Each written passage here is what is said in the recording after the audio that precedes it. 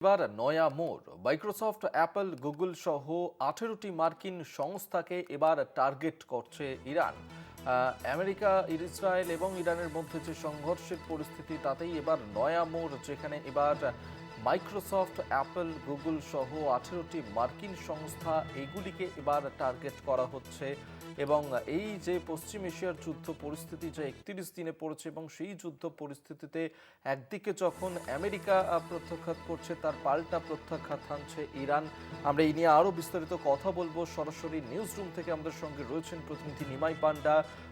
নিমাই, এবার ইরান এই Microsoft, Apple, Google সহ 18টা মার্কিন সংস্থা, তাদেরকে টার্গেট করছে। কি জানা যাচ্ছে এই বিষয়ে, কেন এদেরকে টার্গেট করা হচ্ছে? দেখো অভিক, এই যে সংস্থাগুলি অর্থাৎ মাইক্রোসফট, গুগল, অ্যাপল, ইন্টেল এবং এরোস্পেস সংস্থা বোয়িং, এদের অফিস রয়েছে মধ্যপ্রাচ্যে, এবং মধ্যপ্রাচ্যে বিভিন্ন জায়গায় এদের অফিস রয়েছে, এবং এই অফিসগুলো থেকে বিভিন্ন যে এদের কাজ সেগুলো কন্ট্রোল করা হয়।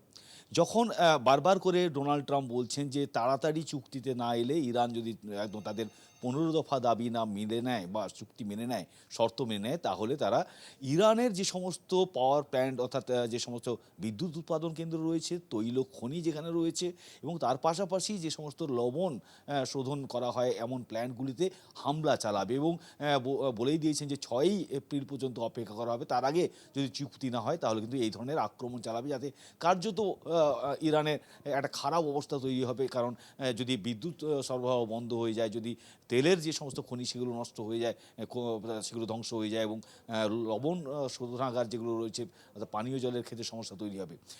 এই ক্ষেত্রে হুমকি এবং পাল্টা হুমকি চলছে। এবার আইআরজিসি অর্থাৎ ইসলামিক রেভলিউশনারি যে গার্ড কর্পস রয়েছে, তারা হুমকি দিয়েছে বা সতর্কতা ওয়ার্নিং করেছে যে এই 18টি সংস্থা, আমেরিকান সংস্থা যা মধ্যপ্রাচ্যে এদের বড় বড় অফিস রয়েছে, সেগুলোকে টার্গেট করা হবে যদি এই ধরনের আমেরিকা যদি কোনোভাবে ইরানের যে বিদ্যুৎ উৎপাদন যে প্ল্যান্টগুলো রয়েছে বা তাদের যে সমস্ত হুমকি রয়েছে যেগুলোতে আক্রমণ করার, সেগুলো যদি করে। ফলে বুঝতে পারছো যে যদি অ্যাপল, গুগল, ইন্টেল, বোয়িং এই ধরনের সংস্থাগুলির ওপর যদি আক্রমণ হয়, তাহলে কিন্তু বহু দেশ, মধ্যপ্রাচ্য, পশ্চিম এশিয়া সহ এশিয়ার বিভিন্ন দেশ, সেখানে কিন্তু ইন্টারনেট বা বিভিন্ন যে সমস্ত টেলিকম পরিষেবা, তার সঙ্গে যে সমস্ত পরিষেবা গুগল, অ্যাপল, মাইক্রোসফট এরা দিয়ে থাকে, সেগুলো ইন্টারনেট এগুলো একেবারে ক্ষতিগ্রস্ত হবে, বন্ধ হয়ে যেতে পারে, এবং সেটা একটা আশঙ্কা করা হচ্ছে। এবং তাহলে কিন্তু স্তব্ধ হয়ে যেতে পারে একটা বড় অনেকগুলি দেশ, একটা বড় অংশ এই এলাকার। বলে বুঝতে পারছো যে এই ইরানের আইআরজিসির এই হুমকি, যেটা যে ইসরায়েল আমেরিকার সঙ্গে ইরানের যে যুদ্ধ চলছে 1 মাস বেশি হয়ে গেল, সেই জায়গায় নয়া মোড় নিয়েছে এই হুমকি, আইআরজিসির এই হুমকি। অভিক, ধন্যবাদ নিমাই তোমাকে। এতক্ষণ সরাসরি নিউজ রুম থেকে আমাদের সঙ্গে ছিলেন প্রতিনিধি নিমাই পান্ডা। অর্থাৎ এই যে যুদ্ধ পরিস্থিতি পশ্চিম এশিয়াতে, সেই যুদ্ধ পরিস্থিতিতেই এবার টার্গেট করা হচ্ছে এই সংস্থাগুলোকে। মাইক্রোসফট, অ্যাপল, গুগল সহ 18টা সংস্থাকে এবার টার্গেট করছে ইরান।